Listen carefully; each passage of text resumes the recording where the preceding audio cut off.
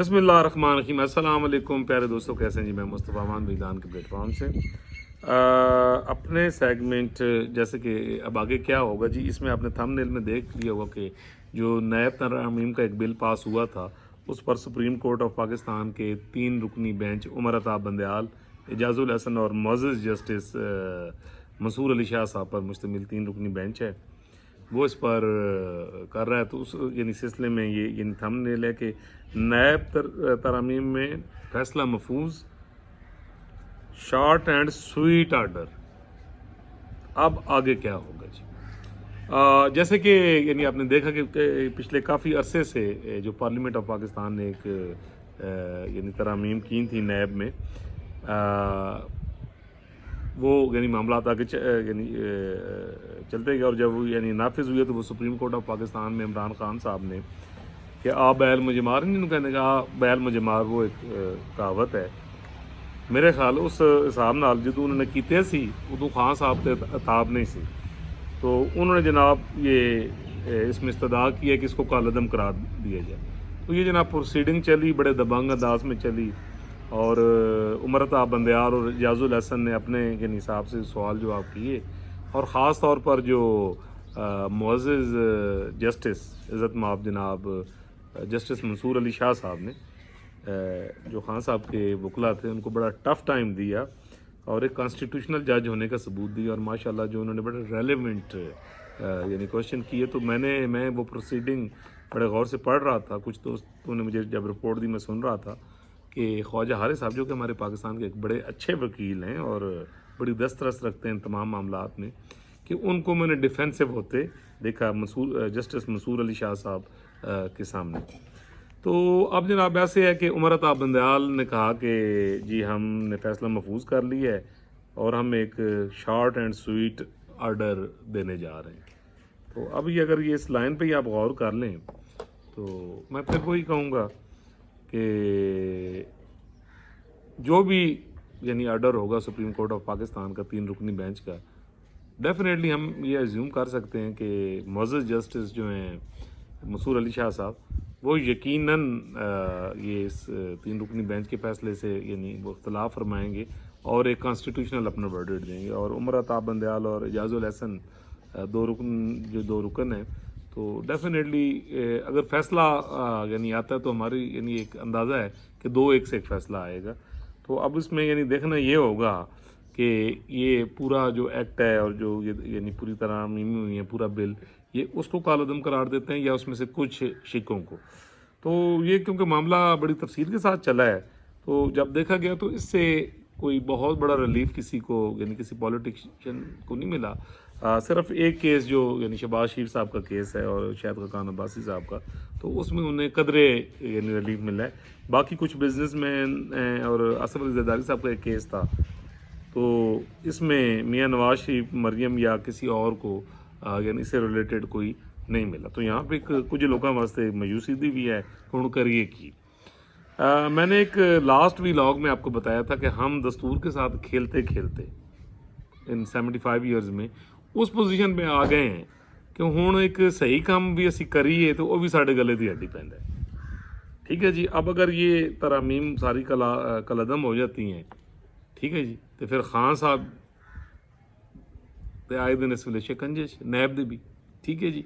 तो ये तो सीधा सीधा खान साहब के जो मामलात हैं उधर बात काफ़ी टेढ़ी होगी और ख़ान साहब के लिए फिर इन मामला से निकलना काफ़ी मुश्किल हो जाएगा। और अगर कुछ तरामीम ये यानी कालअदम करते हैं तो फिर एक कंट्रोवर्सी होगी डेफिनेटली, क्योंकि मैंने आपको एक बात बताया था कि कोई भी फैसला होता है ये देखा जाता है जी कौन दे रहा है, तो अखलाकी हैसियत क्या है, अवाम का या लोगों का, ये जो फ्रीकैन है उनका उन लोगों पर कितना एक जो है वो यानी इतमाद है। तो अनफॉर्चुनेटली जिस तरह पिछले 3.5-4 सालों से बल्कि 5 सालों से पनामा फ्रॉड से जब ये काम स्टार्ट हुआ है, सहूलतकारों ने स्टार्ट किया है, तो अब तक जो मामलात और ख़ास तौर पर ये जो पिछला टेनोर 1.5 साल का जो गुजरा है, 1.5-2 साल का, जिसमें फिर उमर अताब बंदयाल आए, तो इसमें जितनी कंट्रोवर्सीज़ हुई, आप देखें कि सुप्रीम कोर्ट ऑफ पाकिस्तान का वो जो 4-3 वाला एक मामला था 14 मई वाला, उस पर इम्प्लीमेंट नहीं हुआ और जिस तरह कोर्ट्स के मामला बेतुकीर کروایا گیا ہے, ٹھیک ہے جی.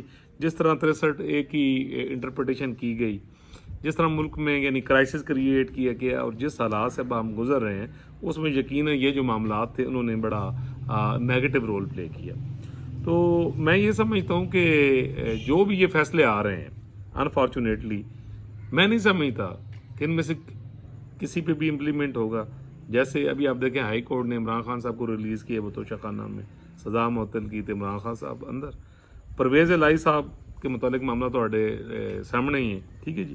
تو اس میں یہ کہتا ہوں کہ یہ وہی دستوری سہولت کار جنہوں نے آئین کے ساتھ کھلواڑ کیا ہے پچھلے خاص طور پہ 1.5 سے 2 سالوں میں اپنی من پسند اور معاملات میں, تو انہوں نے اتنا بے توقیر کر دیا سپریم کورٹ آف پاکستان اور اس کے فیصلوں کو کہ آپ یقین کیجئے کہ عام یعنی ہم باہر نکلتے ہیں, عام لوگوں کو بھی ملتے ہیں, تو جب ہم یہ چیز دیکھتے ہیں, لوگوں سے ملتے ہیں, ڈسکس کرتے ہیں, تو آپ یقین کیجئے کہ وہ پہلے ہی بینچ ویک کے نہ کہہ دیں جی یہ فیصلہ کی ہونا ہے. اس سے زیادہ بے توقیری کیا ہوگی. تو میں یہ سمجھتا ہوں جی کہ فیصلہ کوئی بھی ہوئے, کہو جا بھی ہوئے, ٹھیک ہے جی. آگے 16 سپٹمبر کے بعد میں یہ سمجھتا ہوں کہ ڈیفینیٹلی اب یہ صرف میں یہ کہتا ہوں بس جاندے کو ہوتا ہے نا بندہ اپنی وہ کردہ ہے. کوئی لانگ رن میں مجھے اس میں کچھ فوائد نظر نہیں آ رہا ہے. نقصانات ہی نقصانات ہیں. اب یہ جتنے فیصلے آئیں گے آپ دیکھیں گے کہ یہ جن کو بچانے کے لیے کچھ گیمیں کھیلی گئی تھیں وہی لوگ اس یعنی شکنجے میں آئیں گے. اور یہ کچھ لوگ اب میں کافی اشارے کر بیٹھا ہوں کہ آپ دیکھیں گے کہ وہ انہوں دا بچن دا کوئی چانس نہیں, باہر نسن دا کوئی چانس نہیں. پہلے تو لوگ ہوتے تھے کھلواڑ کرتے تھے دستور کے ساتھ, آئین کے ساتھ, جناب من پسند فیصلے دیتے کیتا, ملک دا بیڑا غرق کیتا, بریف کیس پڑے تھے فیملی سمیت باہر.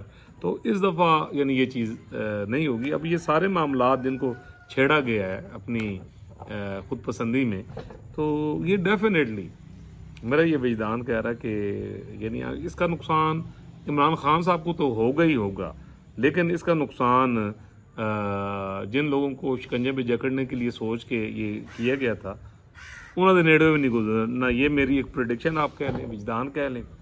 اور اس میں یہی پھنسیں گے جڑے 30 مار خان بنے دن توپاں پھڑ کے نا, ٹھیک ہے جی, جنہوں نے پوری ریاست کو آگے لگانے کی ناکام کوشش کی ہے. ہر موقع پر وہ یعنی خوار ہوئی ہیں, ٹھیک ہے جی, ہر موقع پر بے توقیر ہوئی ہیں. پوری قوم کا سر شرم سے انہوں نے یعنی جھکایا ہے. اور ابھی بھی یعنی جو کچھ بھی ہوگا آپ یعنی اندازہ لگا لیں گے.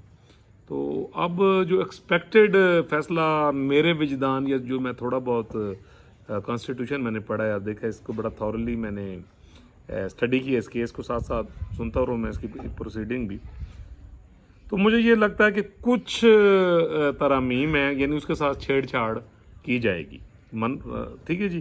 اور یعنی ان کو شاید سٹاپ کر دیا جائے, کالعدم قرار دیا جائے. یہ بھی فیصلہ ہو سکتا ہے کہ ان کو روک دیا جائے اور جو اگلی پارلیمنٹ آئے اس کو وہ یعنی ری وزٹ کر لے. اچھا ایک چیز یہ بھی ہو سکتی ہے. اور اس کے بعد جو بھی فیصلہ ہوگا تو میرا خیال ہے کہ منصور علی شاہ صاحب کا جو پہلے بھی یعنی جو انہوں نے نوٹ لکھا بڑا relevant according to the constitution, تو جب یہ اپیل میں معاملہ جائے گا تو ڈیفینیٹلی عمر عطا بندیال اس بینچ میں نہیں ہوگا, اور ڈیفینیٹلی کوئی نہ کوئی جج صاحب جو ہیں وہ اس میں تشریف لائیں گے. اور پھر اس کے بعد میں یہ سمجھتا ہوں کہ یہ سارے اس طرح کے کیسز یا یہ جو کیس ہے یہ ری وزٹ ہو کے تو یہ جناب پتہ نہیں کتنے ٹوٹ جائے گا, یعنی مجھے لگ رہا ہے.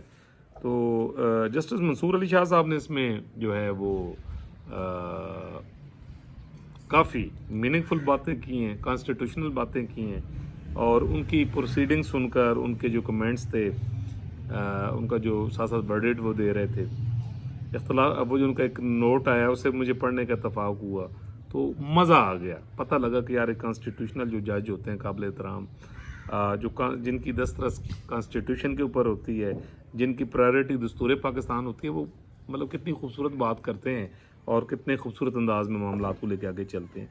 تو جناب یہ ہے کہ جناب ادھے وچ خان صاحب دے واسطے خطرہ ہی خطرہ ہوئے گا جیڑا بھی فیصلہ آئے گا. یہ ذہن میں رکھیے گا کہ کچھ ترامیم کو کالعدم کیا جاتا ہے یا پورا ایکٹ کیا جاتا ہے تو جنہوں نے بھگتنا سی بھائی جان وہ تو بھگت بیٹھے, ٹھیک ہے جی, وہ تو سکون لے بیٹھے ہوں. رہ گئے خان صاحب, تو اب یہ ان معاملات کا جتنا بھی نقصان ہوگا وہ خان صاحب کو ہوگا، ٹھیک ہے، یا خان صاحب کے جو یعنی ساتھی ہیں یا جو یعنی باقی معاملات ہیں، اور کچھ ان دستوری سہولت کاروں کو جو اب شکنجے میں آ بھی چکے ہیں اور کچھ آئیں گے ابھی 1 مہینے 1.5 مہینے میں آپ دیکھیں گے، تو یہ انہیں کی گلے کی ہڈی بنے گی جی، یہ جو معاملات ہیں۔